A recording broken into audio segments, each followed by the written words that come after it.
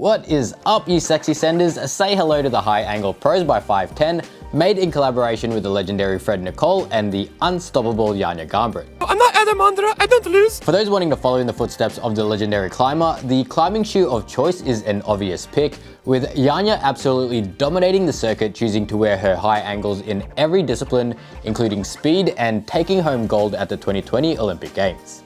But end of the day, it's the climber, not the shoe, that gets the send, and end of the day, despite its reputation attached to being worn by an undisputed world champion and gold medalist, I have to say that personally, I just don't get the hype.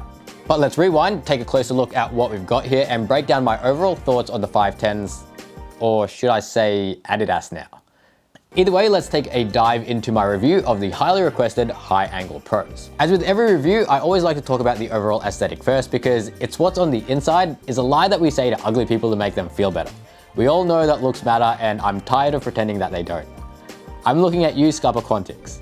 Thankfully, 510 chose to go down a tried and tested method, opting for a sleek all-black design with an accent of fluoro green, giving it an almost slightly more premium look to its non-pro counterpart, though admittedly, the white is by no means an ugly shoe either. Both look pretty damn good in my books, and definitely an upgrade to the beloved original High Angles, bringing the brand and the model into the modern era of competition climbing. Now, being a professional level competition shoe, its downturned aggressive design should come as no surprise, or the softer midsole that enables it to excel at steep overhangs and smearing on wall and volume faces. It does, however, use a more center-aligned toe box, which, if you've watched my unparalleled flagship video, you'll know that this particular fit, while not the worst, isn't especially compatible with my feet either, as my feet lean a little bit more on the asymmetrical side of things, but it's something that I've taken into consideration on this review, and something for you guys to keep in mind as well. Keeping it nice and simple, the High Angles opt for a single Velcro strap, keeping the more minimalistic design aesthetic. And thanks to the fit of the shoe, which feels comfortably snug, works well to not having to rely on it too much, simply just adding that extra level of security for those extra hard cranking heel hooks. The shoe is unlined with a synthetic microfiber construction to keep stretch minimal and to speed up the break-in period, which is admittedly none. It was pretty much good to go out of the box. Breaking the shoe in is more about softening the overall rubber with a bit of flex and wear. Regarding construction, and I'll preface this with it's more of a personal opinion than anything else, but for me, the materials feel kind of on the cheap side. I can't exactly put my finger on it, but it just doesn't have that same tough construction feeling of my other shoes. Though in saying that, the shoe has held up quite well, having weathered both indoor and outdoor abuse, showing very little wear and tear. So honestly, I don't know. I really don't know what to make of it. Now, for sizing purposes, the shoe runs pretty true to size. So since my feet are an exact US 6.5, street shoe size US 7, I've opted for a US 6.5 in the High Angles for a performance fit, which, as I said earlier, feels reassuringly snug. For those that want that ultra tight bouldering fit, a half size down is probably all I'd be willing to drop down to, but this is just personally how I like my bouldering shoes to fit. The primary highlights of the shoe is focused on the rubber outsole, utilizing 510 C4 Stealth rubber, which is often praised for its stickiness. Though interestingly, C4 actually sits on the harder end of their rubber range, which gives the shoe a bit more longevity and edging power, but at the expense of that extra grip found from softer compounds like Stealth HF or Stealth MI6. Still, I found that the C4 compound lived up to its reputation, never really posing a problem when it came down to friction, and I found myself quite comfortable moving on volumes. For those like me who don't mind compromising the edging performance for extra grip, might want to consider the Dragons instead, which utilize the Stealth HF rubber. Which, let me know down in the comments below if those would be a shoe that you'd like to see me review in the future. But coming up, we do have the Evolve Shamans and the Madrock Drone comps to review, so cast your vote to choose which one you'd like to see first. Coming back to the High Angle Pros though, the rubber outsole has also been designed with a seamless wrap around the edges to maintain maximum contact when rolling on holds and volumes. A specialized design feature that specifically targets competition climbing, and one clearly inspired by La Sportiva's No Edge technology. Now, I've said this about the Geniuses and even with my favorite baby, My Theories, but I personally don't find any significant benefits to No Edge. I think that the shoe performs just as well with or without it, and any tactical advantage that they provide are marginal at best.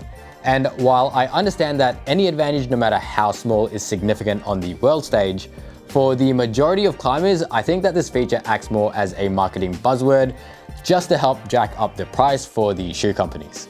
Now, let's talk about the only thing that really matters here, performance. When it comes to heel hooks, the high angles honestly perform fantastically, whereas the old high angles had a really soft, baggy heel that, similar to Fury Airs, felt more like it was designed to collapse and have your actual foot do all the work. The revamped high angle pros opt for a closer fit, which feels reassuringly snug, not as tight as my theories, but definitely better than most, probably an equal second to my Squamis. Unlike many shoes on the market, these shoes also have been designed without the extra rubber strip on the heel, opting to heighten the shoe's sensitivity instead so that you're able to tell exactly what you're on and how you're on it at any given time. And boy are these sensitive. Not just on the heel, but also on the toes as well. Now, I'm not going to sugarcoat this. I think most of you appreciate the honesty in these reviews. So just outright, I think that edging in these shoes, particularly tiptoeing on tiny crystals and micro edges, is pretty bad overall.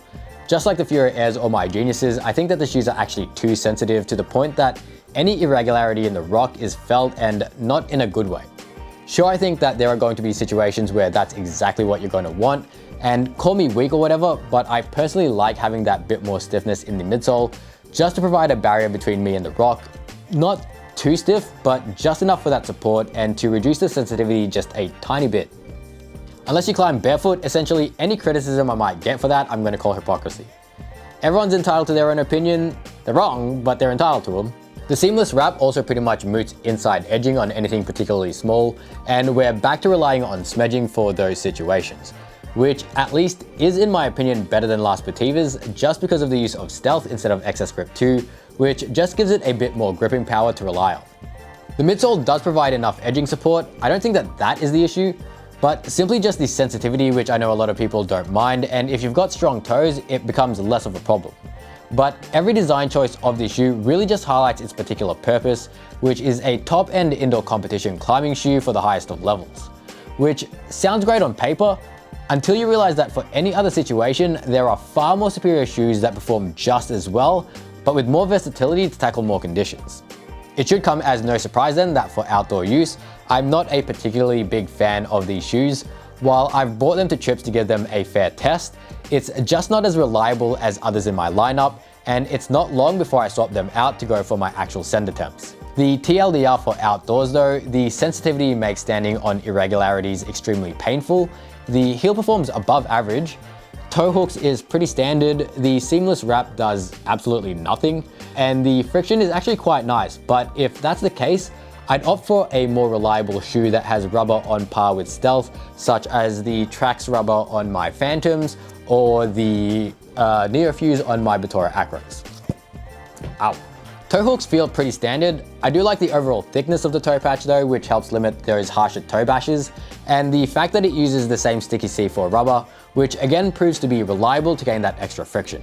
The outsole seamless wrap also extends over the forefoot just to add that extra coverage as well, but even so, a lot of the upper remains pretty exposed, which I don't really understand why companies design their shoes this way. On one side, the less rubber, the more freedom the foot has to actually move around as needed. But on the other hand, when toe hooking, you can see that the portion that's exposed actually does come in contact with the hold.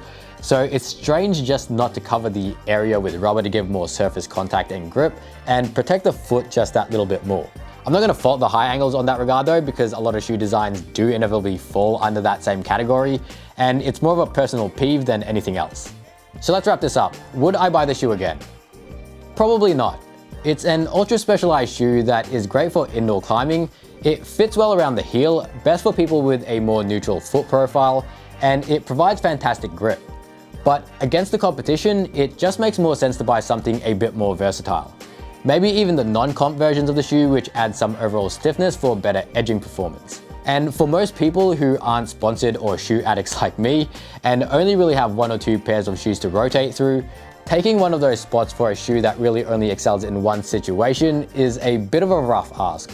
I'm Bayarong, and if I said anything in this video to offend you, please let me know down in the comments below how it feels to be so weak that mere words hurt you. Merry Christmas, you filthy animals. I love you all. Thank you for all the support that you've given me this year.